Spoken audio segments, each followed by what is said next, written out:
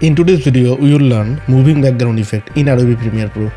So let's jump into the timeline. Drag the picture into the timeline and decrease the picture size value.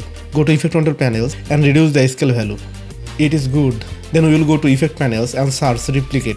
Drag this effect into the picture layer. Then go to Effect Control panels. Here you can see Replicate effect. I will increase count value to 10. Then fix the scale, increase the scale value, and then move the picture layer above. Then go to Project panel and create a color math. Here you can choose any color. In this case, I will choose orange color. Now hit the OK button. Drag the color math onto the timeline. Then select color math and go to the Effect Control panels and decrease the opacity value.